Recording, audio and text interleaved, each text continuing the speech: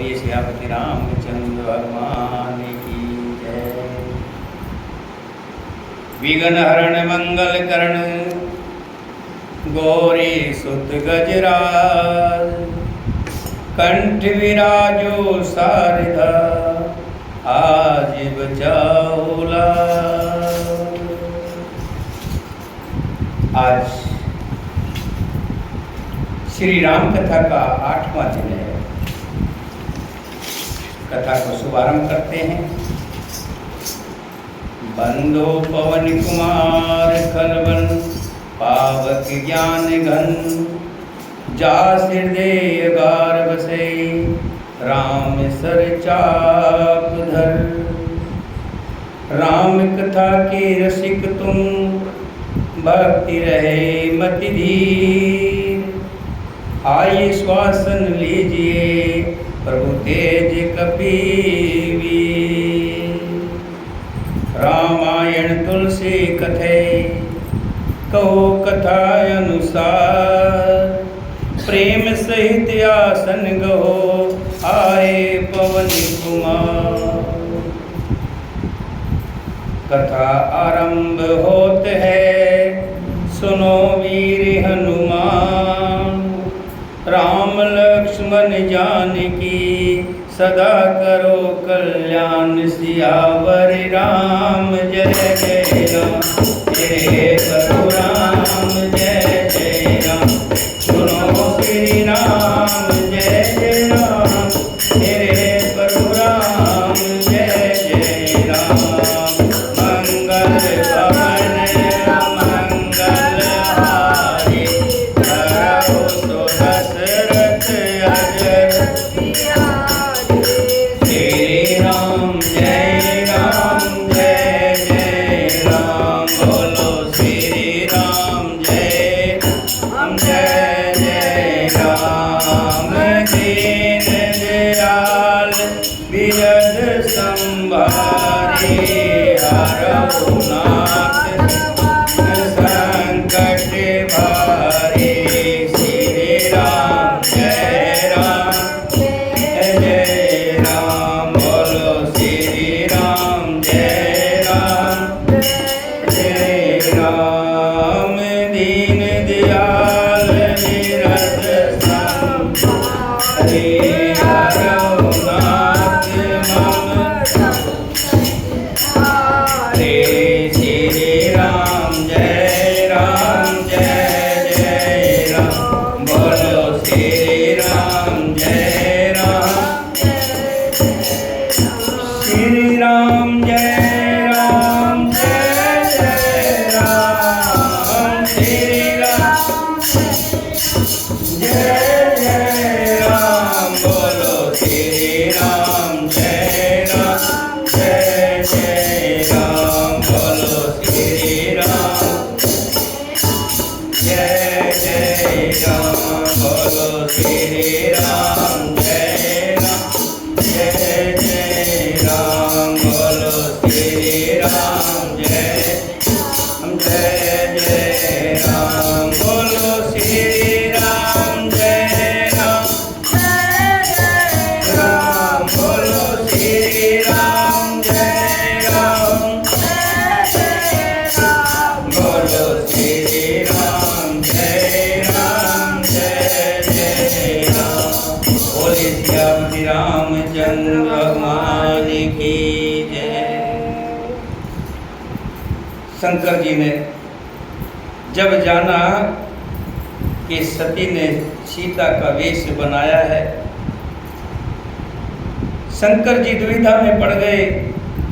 सती पवित्र है, त्याग भी नहीं कर सकते, और सीता का रूप बनाया है इसलिए स्वीकार भी नहीं कर सकते। लेकिन मन में संकल्प किया कि इस जन्म में सती को पत्नी रूप में स्वीकार नहीं करूंगा। शंकर जी को विचलित देख करके सती बड़ी व्याकुल है। शंकर भगवान कैलाश पर्वत की तरफ जा रहे हैं, साथ में सती जा रही है। तभी आकाशवाणी होती है कि तुम धन्य हो, शंभु हो, त्रिपुरारी हो, ऐसा संकल्प तुम ही ले सकते हो। तुम धन्य हो, धन्य हो। जब सती ने आकाशवाणी को सुना तो शंभु से कहने लगी, शंकर जी से कहने लगी, हे प्राणनाथ, आपने ऐसा क्या संकल्प लिया है? लेकिन शंकर भगवान टाल मटोल करते रहे और कैलाश पर्वत की तरफ चलते रहे। सती जान गई कि शंकर ने मेरा त्याग कर दिया है, त्याग कर दिया। मन में बड़ी दुखी है, संतापित है, जलन हो रही है, सारा शरीर जल रहा है। कुम्हार के आव की तरह शंकर भगवान कई तरह की, बहुत तरह की कथा, पुराण, बहुत से वार्तालाप सुनाते हैं, लेकिन सती के अंदर की दाह कम नहीं होती है। शंकर भगवान कथा सुनाते सुनाते समाधि में लीन हो जाते हैं। कहते हैं 87,000 वर्ष बाद शंकर की समाधि दूर हुई, भंग हुई। शंकर भगवान ने राम राम स्मरण करते हुए श्री राम श्री राम श्री राम करते हुए अपनी आंखें खोली। और सती ने भी जब जाना कि शंकर भगवान समाधि से बाहर आ गए हैं, पास में आ गए हैं, शंकर भगवान ने आसन दिया है, पार्वती बैठ गई है। शंकर भगवान भजन के माध्यम से, कथा के माध्यम से सती को कथा सुना रहे हैं। उसी समय में दक्ष प्रजापति हुए। दक्ष कौन थे? पार्वती के पिता। दक्ष प्रजापति हुए और प्रजापति होने के बाद बहुत बड़ा यज्ञ रचा और उस यज्ञ में सभी ऋषि मुनि गंधर्व सबको न्योता दिया और सभी न्योता पाते ही आकाश मार्ग से, विमान मार्ग से दक्ष की नगरी में जाने लगे। जब आकाश मार्ग से सती ने देखा बहुत से विमान जा रहे हैं तो सती ने शंकर जी से पूछा, हे नाथ, ये विमान कहाँ जा रहे हैं? तब शंकर भगवान ने बताया कि हे सती, तुम्हारे पिता ने प्रजापति होने के बाद एक बहुत बड़ा यज्ञ रचा है जिसमें तुम्हारी सभी बहनों के साथ सभी देवताओं को, सभी ऋषि मुनियों को, गंधर्वों को, किन्नरों को, तमाम साधु संतों को न्योता दिया है और उनको बुलाया है। लेकिन मेरे वैर के कारण उन्होंने मुझे नहीं बुलाया है। पार्वती कहने लगी, हे प्रभु, अगर आपकी इजाज़त हो तो मैं अपने पिता का ये यज्ञ में शामिल हो जाऊं। शंकर भगवान ने कहा, हे पार्वती, हे सती, वैसे तो पिता के घर, मित्र के घर, स्वामी के घर जाने में कोई बुराई नहीं होती, लेकिन जहाँ जाने से बैर हो, सम्मान ना हो, वहाँ नहीं जाना चाहिए। लेकिन सती जिद पकड़ ली, जाने का आग्रह करती रही।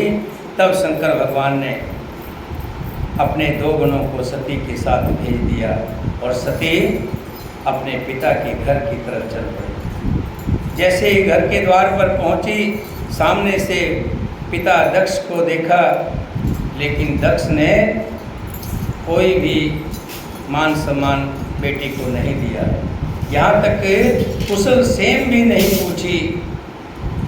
हाँ, माता मिली जिसने गले लगाकर बेटी को गले लगाया, भगनी मिली मुस्कुराती हुई, लेकिन दक्ष ने कुशल तक नहीं पूछी।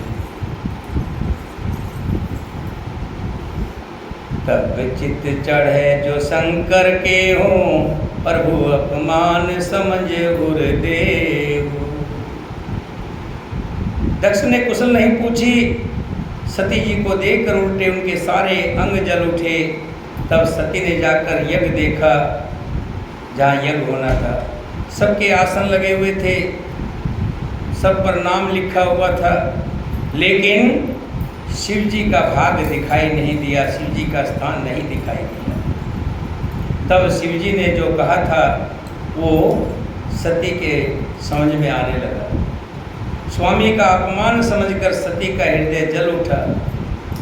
पिछला परित्याग का दुख उनके हृदय में उतना नहीं व्यापा था जितना महान दुख सब इस समय पति अपमान के कारण हुआ। यद्यपि जगत में अनेक प्रकार के दारुण दुख हैं, तथापि जाति अपमान सबसे बढ़कर कठिन है। ये समझकर सती को बड़ा क्रोध हो आया। माता ने उन्हें बहुत प्रकार से समझाया। शिव अपमान न जाय सही, हृदय न होय प्रबोध। सकल सभय हट हट की, तब बोले बचन सक्रोध। सियावर राम जय जय राम, मेरे प्रभु राम जय जय राम। राम जय जय राम, मेरे प्रभु राम जय जय राम। मंगल भवन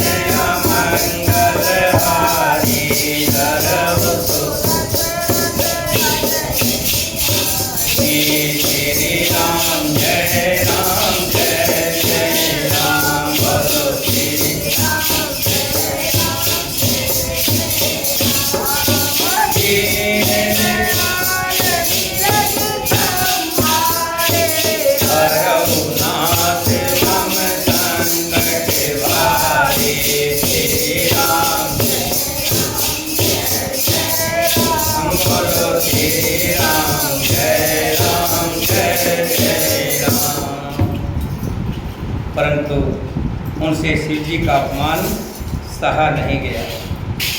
इससे उनके हृदय में कुछ भी प्रबोध नहीं हुआ। तब वे सारी सभा को डांटकर क्रोध भरे वचन से सती बोली। सुनो सभासद सकल मुनिंदा, कही सुने जिन शंकर निंदा। सो फल तुरत लहव सब काहू, भल भांति पछताव पिताहु। संत संगो श्रीपति अपवादा, सुनो जहाँ तह अस मर्यादा।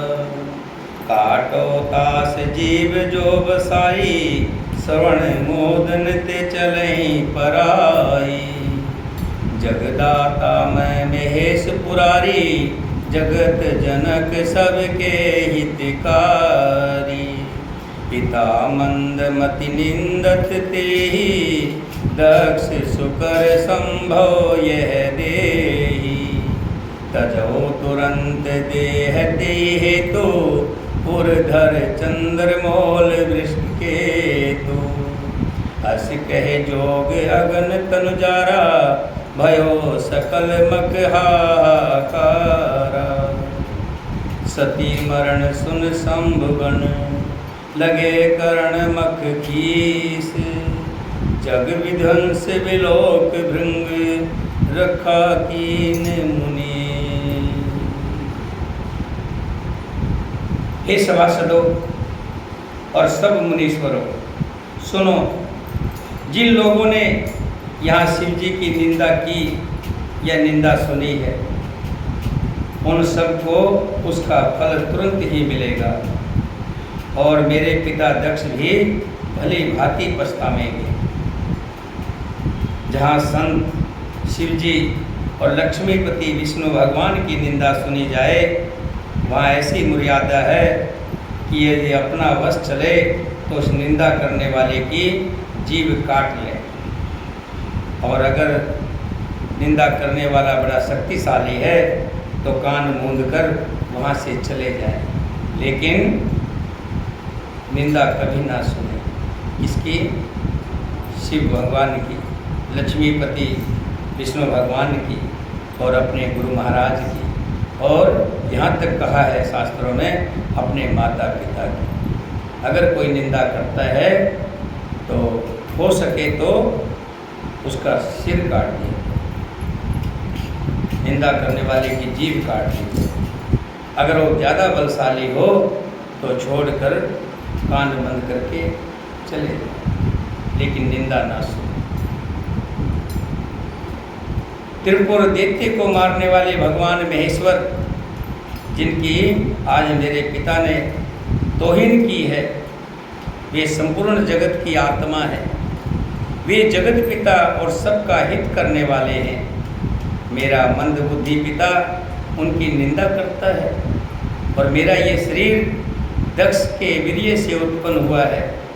इसलिए चंद्रमा को ललाट पर धारण करने वाले वृषकेतु शिव जी को हृदय में धारण करके मैं इस शरीर को ही त्याग दूंगी, क्योंकि जो मेरे पति का तौहीन करे, मेरे पति की निंदा करे, मैं ऐसे इस शरीर के अंदर जो खून बह रहा है मेरे पिता दक्ष का, तो मैं इस देह को ही त्याग दूंगी। ऐसा कहकर सती ने योग अग्नि में अपना शरीर भस्म कर डाला। सारी यज्ञशाला में हाहाकार मच गया। सती का मरण सुनकर शिव जी के गण यज्ञ विध्वंस करने लगे। यज्ञ विध्वंस होते देखकर मुनीश्वर भृगु जी ने उनकी रक्षा की।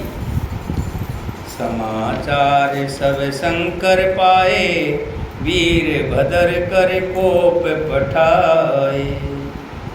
जग विध्वंस जाए तिनकी ना, सकल सुरण विधिवंत पल दीना। ये सब समाचार जब शिव जी को प्राप्त हुआ, शिव जी को मिला, तब उन्होंने क्रोध करके वीरभद्र को भेजा। उन्होंने वहाँ जाकर यज्ञ विध्वंस कर डाला और सब देवताओं को जो जिसके लायक था उसको दंड दिया। जग विदित दक्ष गति सोई, जस कुछ शंभु विमुख के होई। यह इतिहास सकल जग जानी, ताते मैं संक्षेप बखानी। सती मरत हरि मन वर मागा, जन्म जन्म शिव पद अनुरागा। यही कारण हिम गिर ग्रह जाई, जन्मी पार्वती तनु पाई। दक्ष की जगत पर सिद्ध वही गति हुई, कैसी? जो शिवद्रोही की हुआ करती है, जो भगवान को बुरा भला कहता है, भगवान के भक्तों को जो कष्ट देता है, वही गति शिवद्रोही की जो होती है वही दक्ष की हुई। ये इतिहास सारा जगत जानता है, सारा संसार जानता है, इसलिए मैंने इसको ज़्यादा बढ़ा करके नहीं कहा है, संक्षेप में इसका वर्णन किया है। सती ने मरते समय भगवान हरि से ये वर मांगा कि मेरा जन्म जन्म में शिव जी के चरणों में अनुराग हो। इसी कारण उन्होंने हिमाचल के घर जाकर के पार्वती के शरीर में जन्म लिया। बोलिए पार्वती मैया की जय। जब ते उमा सेल ग्रह जाई, सकल सिद्धि संपत्ति ते छाई। जय जय मुनि स्वाश्रम कीने, उचित वास हिम भूधर दीने। जब से उमा जी हिमाचल के घर जन्मी, उसी दिन से सारी सिद्धियां और संपत्तियां छा गई। मुनियों ने जहाँ तहाँ सुंदर आश्रम बना लिए और हिमाचल ने उनको उचित स्थान दिए। सदा सुमन फल सहित सब, द्रुम नव नाना जा। प्रगति सुंदर सेल पर, मनिया कर बहुभाष सियावर।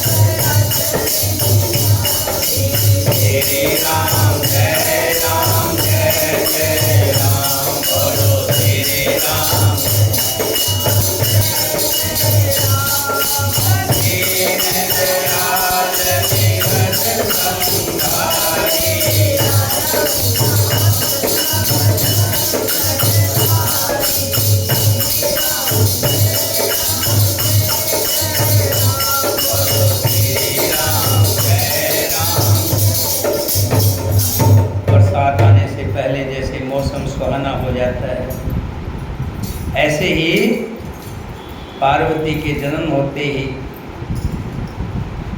पर्वतराज हिमालय पर तरह तरह के शुभ मंगल होने लगे। बहुत प्रकार से नए नए वृक्ष सदा पुष्प फल युक्त हो गए। वहाँ बहुत तरह की मनियों की खाने प्रकट हो गई। श्रीता सब पुनित जल बहि, खग मृग मधुप सुखी सब रही। सहज बैर सब जीवन त्यागा, गिरि पर सकल करई अनुरागा। सारी नदियों में पवित्र जल बहना शुरू हो गया और सारे पक्षी पशु भरमर सभी सुखी रहने लगे। सब जीवों ने अपना स्वाभाविक बैर छोड़ दिया, जैसे बाघ और बकरी का बैर होता है। एक दूसरे का बैर छोड़कर सभी पर्वत पर सभी परस्पर आपस में प्रेम करने लगे, प्रेम से रहने लगे। सोह सेल गिर जागर आए, जिमि जन राम भक्ति के पाए। नित नूतन मंगल गरह तासु, बरमादिक गाँवहि जस जासु। पार्वती के घर आ जाने से पर्वत ऐसा शोभायमान हो गया, जैसे राम भक्ति को पाकर भक्त शोभायमान हो जाता है। उस पर्वतराज के घर नित्य नए नए मंगलोत्सव होने लगे, जिनका ब्रह्मा जी यश गाते हैं। नारद समाचार सब पाए, होत कहे गिरि गेह सिधाए। शैल राज बड़े आदर कीना, पद पाखार वर्या सुन दीना। जब नारद जी ने ये समाचार सुना तो वे कोतक ही से हिमाचल के घर पधारे। पर्वतराज ने उनका बड़ा आदर सत्कार किया, चरण धोकर उनको उत्तम आसन दिया। नार सहित मुनि पद सिर नावा, चरण सलील सब भवन सिचावा। निज सौभाग्य बहु गिरि वर्णा, सुता बोल मेली मुनि चरेना। फिर अपनी पत्नी सहित राजा ने मुनि के चरणों में सिर नवाया और उनके चरणोदक को सारे घर में छिड़काया। हिमाचल ने अपने सौभाग्य का बहुत बखान किया और पुत्री को बुलाकर मुनि के चरणों को पर डाल दिया। जब नारद जी को पता लगा कि ऐसे ऐसे हिमालय पर्वत पर नित्य मंगलाचार होते हैं, बहुत से ऋषि मुनियों ने आकर के वहाँ पर कुटिया बना ली हैं। रोजाना श्री हरि की कथा होती है, भजन कीर्तन होते हैं। तो ये कौतुक सुनकर नारद जी कहाँ रुकने वाले थे। नारद जी दौड़े दौड़े वहाँ आए। जैसे ही राजा हिमालय ने सुना कि नारद जी आए हैं, ऋषि नारद जी आए हैं, तो दौड़ करके गए हैं। उनको ले आकर के उनके चरणों को धोया है और फिर सुंदर आसन पर बिठाया है। पत्नी सहित सिर नवाया है और अपनी बेटी पार्वती को उनके चरणों में डाल दिया है और जो चरण मोदक था उनको पूरे घर में छिड़काया है। काल के स्वर्ग तुम गति स्वर्ग तुम्हार, कहो सुता के दोष गुण मुनिवर हृदय विचार। सियावर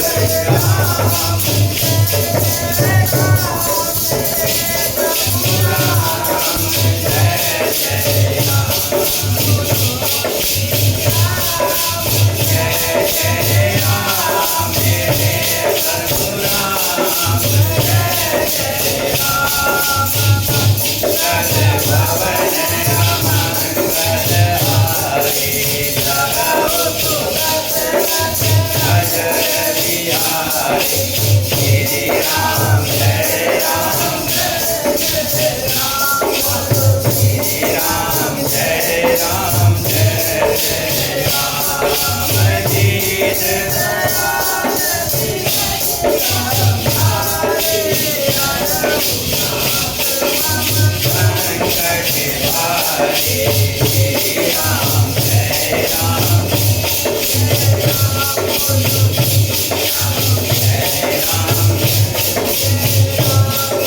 राजा ने अपनी पत्नी समेत सिर नवाया है और पुत्री को गोद में नारद जी के दे दिया है और कहा है, हे मुनिवर, आप त्रिकाल और सर्वज्ञ हैं, आप सब कुछ जानने वाले हैं, त्रिकालदर्शी हैं, आपसे कोई भी चीज़ छुपी नहीं है।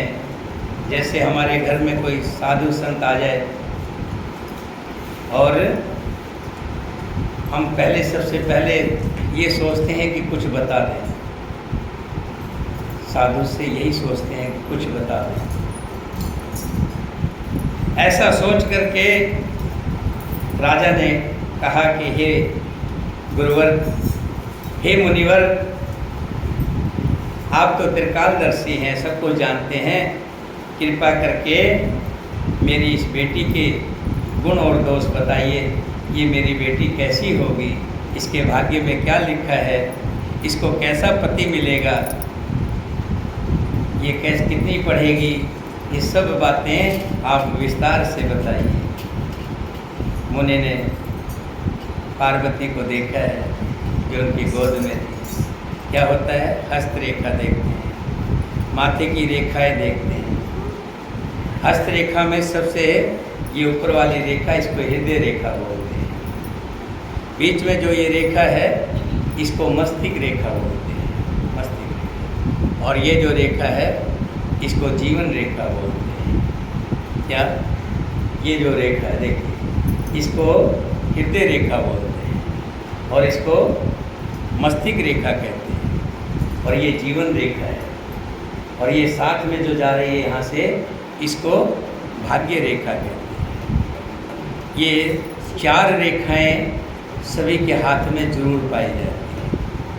4 ना हो तो कम से कम 3 रेखा, हृदय रेखा, मस्तिष्क रेखा और जीवन रेखा। अगर कहते हैं जिसके हाथ में 3 रेखाएं ना हो उसका जन्म बेकार है। 3 रेखाएं जरूरी होती है। चौथी भाग्य रेखा है, अगर ये भाग्य रेखा हो तो और अति उत्तम है। उसके अलावा और भी बहुत सी रेखाएं होती हैं, मंगल रेखा होती हैं, बुध रेखा होती हैं, अलग अलग रेखाएं होती हैं।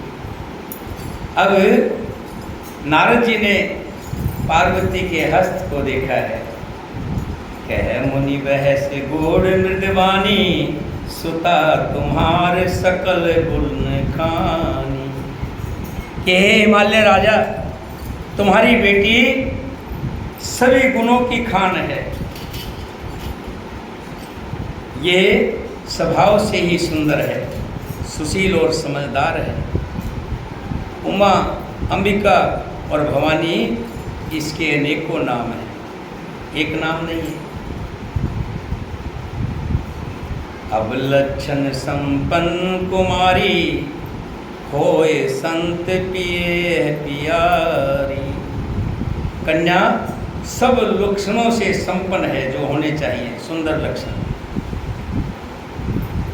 और ये अपने पति को सदा प्यारी होगी। इसको जो पति मिलेगा इसको हमेशा अपने साथ रखेगा, जन्म जन्म को अब साथ होगा। एक जन्म नहीं, जन्मों का साथ होगा।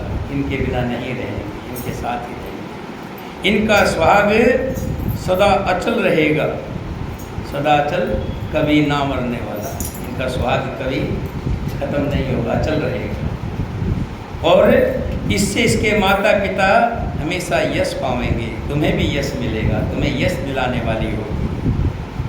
होए पूज्य सकल जग माही, यही सेवत कुछ दुर्लभ नाही।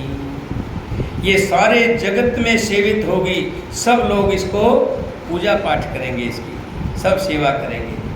और जो इसकी सेवा कर लेगा उसको कुछ भी दुर्लभ नहीं होगा, सब मिलेगा। यही कर नाम सुमर संसारा, प्रिय चढ़े पतिवर्त असिधारा। संसार में स्त्रियां इसका नाम स्मरण करके पतिव्रत रूप तलवार की धार पर चढ़ जाएंगे। शील सुलक्षण सुता तुम्हारी, सुनो जो अब गुण दो चारी। हे पर्वतराज, तुम्हारी कन्या सुलक्षणी है कि मैंने इनके हस्त रेखा देखी है, इनके हाथ में जो जो रेखाएं होनी चाहिए वो सब बलवान है, सुंदर है, सुशील है। यहाँ पर शादी की रेखा होती है, तो उसके अनुसार शादी की रेखा भी बड़ी मजबूत है, अपने पति को बहुत प्रिय होगी। यहाँ पुत्रों की रेखा है, इस शादी रेखा के ऊपर पुत्रों की रेखा है, उससे मालूम होता है कि पुत्रवती होगी, हर तरह से संपन्न होगी। और यश प्राप्ति की रेखा बनी हुई है, जिसके सूर्य रेखा के नीचे लाइन हो, ये सूर्य का स्थान है, ये बुध का स्थान है, ये सूर्य का स्थान है, ये शनि का स्थान है, ये बृहस्पति का स्थान है, और ये शुक्र का स्थान है, ये चंद्रमा का स्थान है, और ये निमन का मंगल है। इस तरह से पूरा हस्त का ज्ञान जो है हमारे हाथ में छुपा हुआ है कि जो सूर्य रेखा है यशवती होगी, जहाँ जाएगी वहीं यश फैलेगा। इससे आपकी जो बेटी है, इसको लेकर के लोग अपने पति धर्म की बातें करेंगे। हे पर्वतराज, तुम्हारी कन्या सुलक्षणी है, कोई भी कमी नहीं है। अब इसमें जो 2-4 अवगुण हैं उन्हें भी सुन लो। क्या अब जो मान लेते हो घबरा गए, अच्छी अच्छी बातें तो सुनना सबको अच्छी लगती है, अच्छी अच्छी बातें, लेकिन कुछ ऐसी बातें, अनहोनी सी बातें सुनने के लिए मन घबरा जाता है, पता नहीं क्या हो। मन पक्का करके हिमालय कहने लगे, चलिए जो विधि का विधान है बता दीजिए, वो भी बता दीजिए। तो कहने लगे क्या, अवगुण अमान मात पितुहीना, उदासीन सब संशयहीना। लेकिन इसको जो पति मिलेगा वो अनपढ़ होगा, पढ़ा लिखा नहीं होगा, गुणवान नहीं होगा। पढ़े लिखे की तो बात छिड़ो, कोई मान सम्मान करने वाला नहीं होगा, उसको अपने मान सम्मान की कोई चिंता नहीं। जैसे बहुत से बच्चे होते हैं, फटे कपड़े, मैले कपड़े, कैसे मर्जी पहन के चले गए, कोई ये नहीं कि कोई हमारी बेइज्जती हो जाएगी या और हो जाएगी। मानहीन होगा, कोई मान नहीं होगा, मानहीन होगा।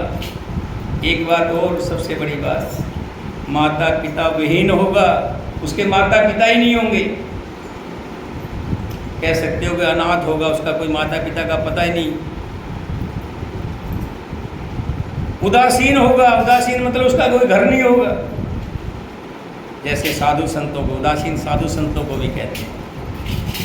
उदासीन होगा, घर बार नहीं होगा उसका, संशयहीन होगा, लापरवाह होगा। जोगी जटिल अकाम मन, नगन अमंगल वेश। अस स्वामी एक है मिले, पर हस्त अस रेख सियावर।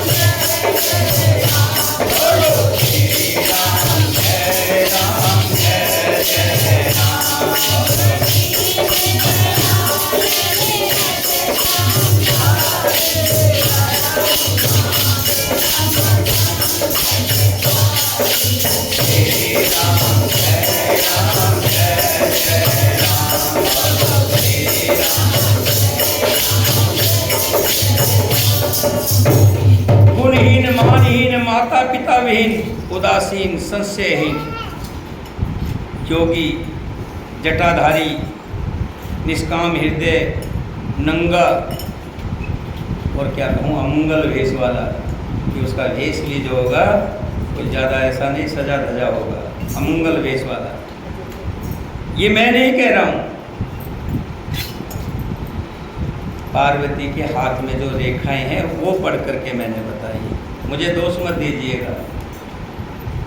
ये जो कुछ इसके हाथ में रेख है, मिले परिहस्त असरेख, ये जो हाथ में रेख पड़ी है वही बता रही है।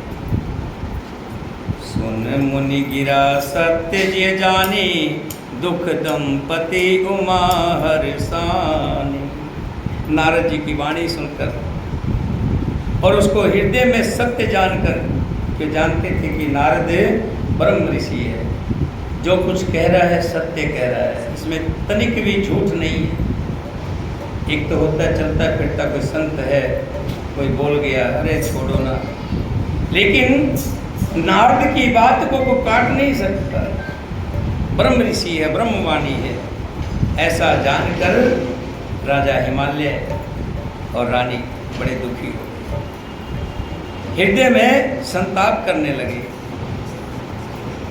रानी का नाम पता क्या है? मैना। हिमवान राजा का नाम है और मैना पार्वती की माता का नाम। तो बड़ा दुख हुआ, अंदर से संताप हुआ। ओहो, बेटी पैदा भी हुई तो कैसे कर्म लिखवा करके लाई, क्योंकि बेटी का नया जीवन जो होता है वो पति के घर में ही होता है।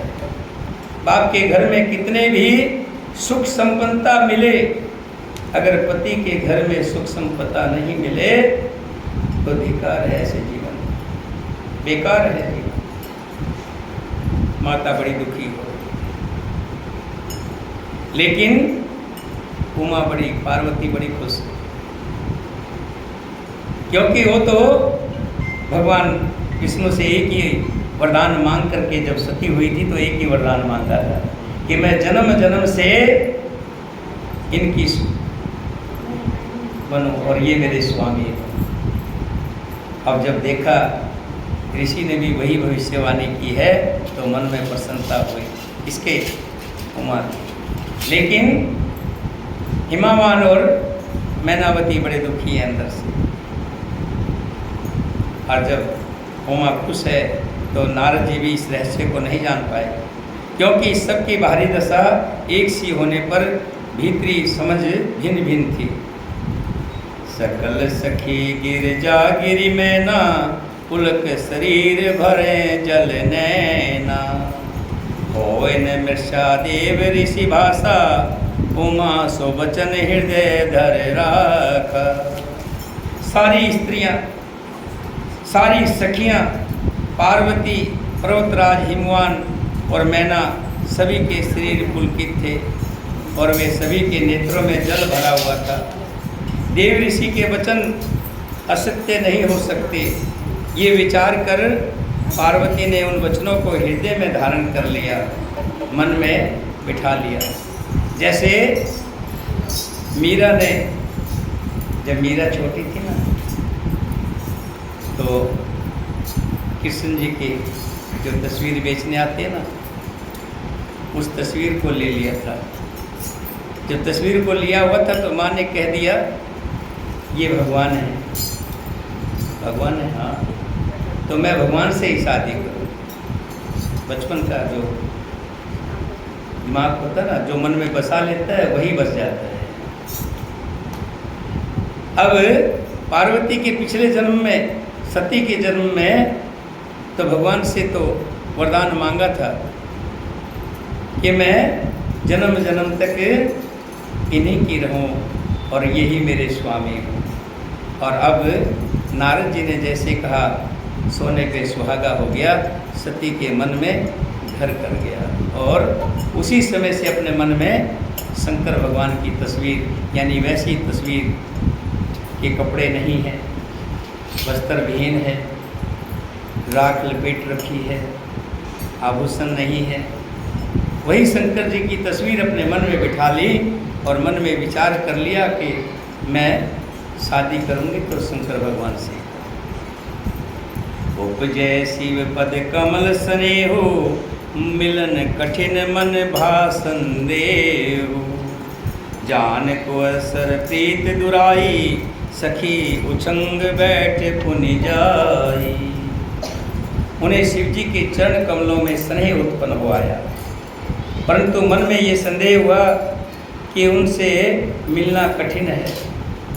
अवसर ठीक ना जानकर उमा ने अपने प्रेम को छुपा लिया और फिर वे सखी की गोद में जाकर बैठ गए।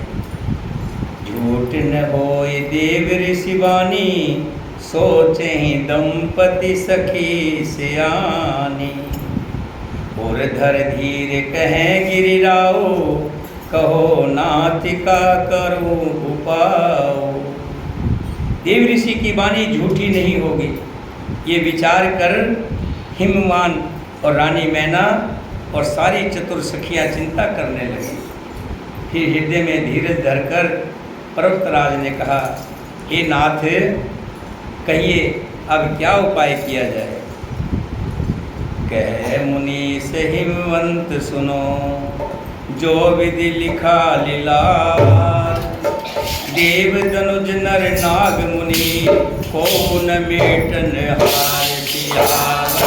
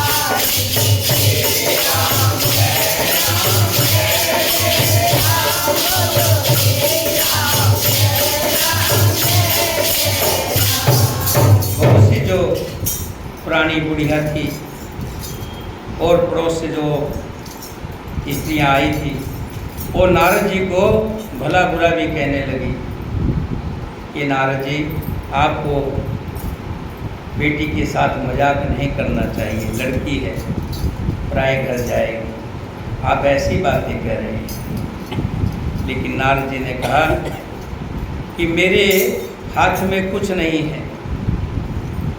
कहे मुनीष हिमवंत सुनो, जो विधि लिखा लीलार।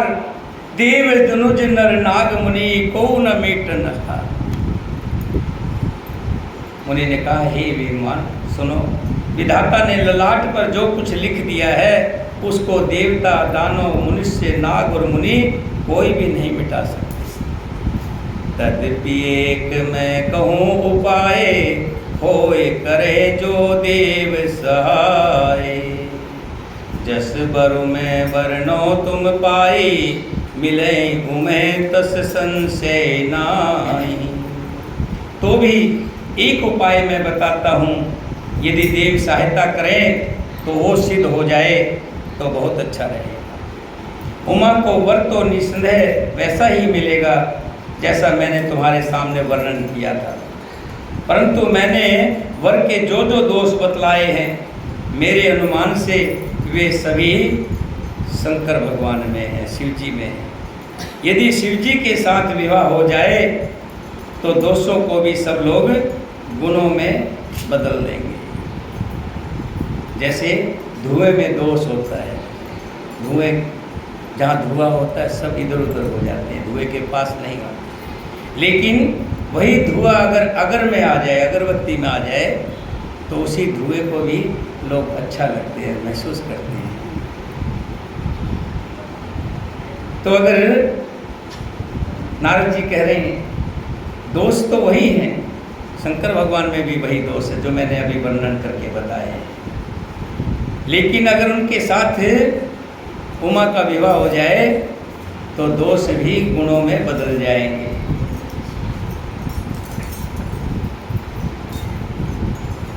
जैसे विष्णु भगवान शेष नाग की सैया पर सोते हैं, ये भी तो एक दोष ही है? कोई कहे कि आपकी लड़की की शादी वहाँ करेंगे जो सांपों पे सोता है, शेष नाग पे सोता है, कोई करेगा अपनी लड़की की शादी? कोई नहीं करेगा। तो पता लग जाए तो शेष नाग पे सोता है।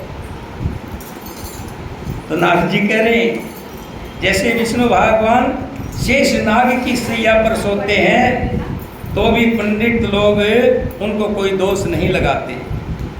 सूर्य और अग्निदेव अच्छे बुरे सभी रसों का वर्षण करते हैं, परंतु उनका कोई बुरा नहीं कहता। गंगा जी में शुभ और अशुभ सभी जल मिल जाते हैं। देखा गंगा जी में ऐसा नहीं है कि गंगा जी में शुभ ही शुभ होता है, बहुत से नाले भी गिर जाते हैं, लेकिन गंगा में मिल जाने के बाद वो भी पवित्र हो जाते हैं। पर कोई उन्हें अपवित्र नहीं कहता। सूर्य, अग्नि और गंगा जी की भांति सब दोषों को त्याग कर अगर शंकर भगवान के साथ पार्वती की शादी हो जाए तो सब दोष ढप जाएंगे। जे जे वर के दोष बखाने ते सब शिव पही के अनुमाने। जो विवाह शंकर सन होई 200 गुण सम कह सब कोई। जो एहि सेज सैन हरि करही बुध कछु तिन कर दोष न धरही। भान किसान सरवर सिखाई तिनके मद कहते को नाई। शुभ हर अशुभ सलिल सब बही सुर सर को पुनित न कही। समर्थ कहो कुछ दोष गुसाई रवि पावक सुर सर की नाई। जो अस हिसा करें नर जड़ विवेक अभिमान। परे कल्प भर नरक महु जीव के ईस समान सिया।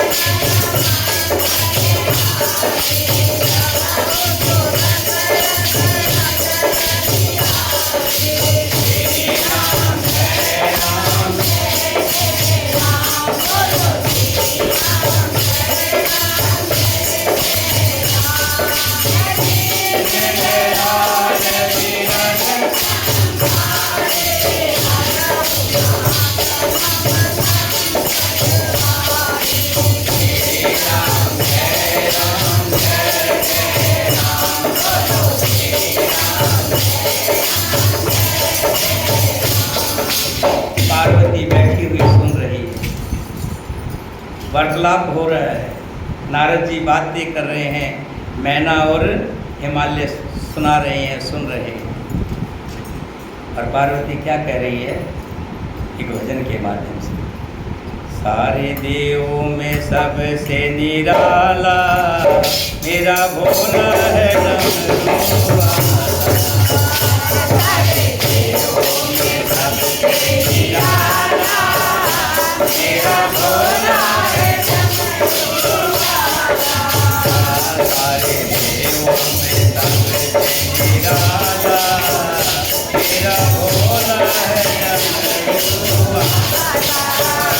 सारे देवों में सबसे निराला मेरा भोला है नमः। जन्मदाता यही है विधाता यही जन्मदाता यही है विधाता यही जन्मदाता यही है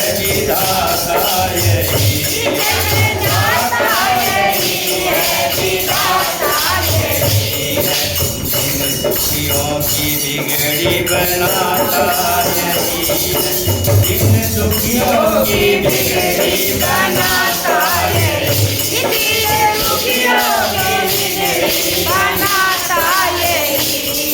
खोल देता है किस्मत का ताला, मेरा भोला है डमरू वाला, खोल देता है किस्मत का ताला, मेरा भोला है डमरू वाला। सारे देवों में सबसे निराला, मेरा भोला है डमरू वाला, सारे देवों में सबसे निराला, मेरा भोला है डमरू वाला। सच्चा दरबार है, भरे भंडार है, सच्चा दरबार है, भरे भंडार है। सच्चा दरबार है, भरे भंडार है, सच्चा दरबार है, भरे भंडार है। देवों का ये बड़ा दातार है, देवों का ये बड़ा ही दाता है। देव बड़ा है दिल वाला, मेरा भोला है डमरू वाला, देव बड़ा है दिल वाला, मेरा भोला है डमरू वाला। सारे देवों में सबसे निराला, मेरा भोला है डमरू वाला, सारे देवों में सबसे निराला, मेरा भोला है डमरू वाला।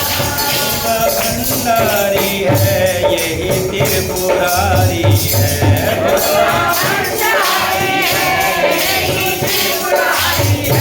भोला भंडारी है, यही त्रिपुरारी है, भोला भंडारी है, यही त्रिपुरारी है। हम भक्तों का ये पालनहारी है, हम भक्तों का ये पालनहारी है।